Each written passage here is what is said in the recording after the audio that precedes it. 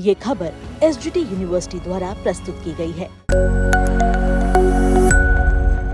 सुबह का वक्त है, रसोई में गैस पर चढ़ी चाय उबल रही है तो दूसरी तरफ नाश्ते की तैयारी कर रही गृहिणी रसोई में डब्बों में रखी चीनी, चाय पत्ती, तेल और मसालों की मात्रा के साथ पूरे महीने के बजट का हिसाब लगा रही है।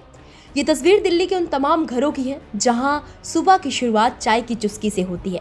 ऐसे परिवारों के लिए अब ये रोजमर्रा की आदत बजट का हिस्सा बनती जा रही है, क्योंकि सब्जियों से लेकर दाल, तेल, मसाले और अन्य खाद्य सामग्री की कीमत में 10 से 70% तक का अचानक उछाल आने से रसोई के साथ ही घर का बजट बिगड़ गया।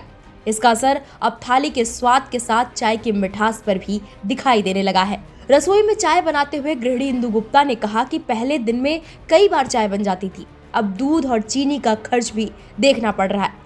उनका कहना था कि जब महीने का राशन ही महंगा पड़ रहा है तो छोटी छोटी चीजों में कटौती करना मजबूरी बन जाती है।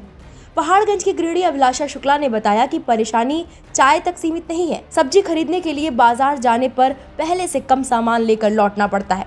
जिस सब्जी की कीमत ज्यादा होती है उसे छोड़कर दूसरी सब्जी खरीदनी पड़ती है। प्याज पहले सब्जी में 2 से 3 डलता था, अब कीमत बढ़ने के बाद केवल 1 ही प्याज सब्जी में डाल रहे हैं। दाल और तेल की मात्रा भी नाप तौल कर इस्तेमाल करनी पड़ रही है। गृहिणियों ने कहा कि पहले सवाल होता था कि आज क्या बनाया जाए, अब सोचना पड़ता है कि कम खर्च में क्या बनाया जाए। महंगाई की आंच मिठास पर भी पड़ रही है। चीनी और गुड़ के खर्च को कम करने के लिए कई परिवार चाय में चीनी की मात्रा घटाने के साथ दिन भर में 1 बार चाय पी रहे हैं। हालांकि गृहिणियों का कहना है कि विकल्प अपनाने से खर्च कुछ संभलता है, लेकिन स्वाद बिगड़ रहा है।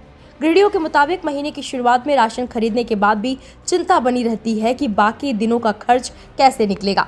बच्चों की पसंद की चीजों से लेकर नाश्ते और मिठाई तक में कटौती करनी पड़ रही है। महंगाई ने रसोई की ऐसी गणित बना दी है जिसमें हर दिन स्वाद और बचत के बीच संतुलन बैठाना पड़ रहा है। फिलहाल इस महंगाई पर आपकी क्या राय है? आपके यहाँ चीनी और प्याज कितने रुपए में मिल रहे हैं? हमें कमेंट सेक्शन में जाकर जरूर बताइएगा। बाकी बड़ी खबरों के लिए आप देखते रहिए दैनिक जागरण न्यूज।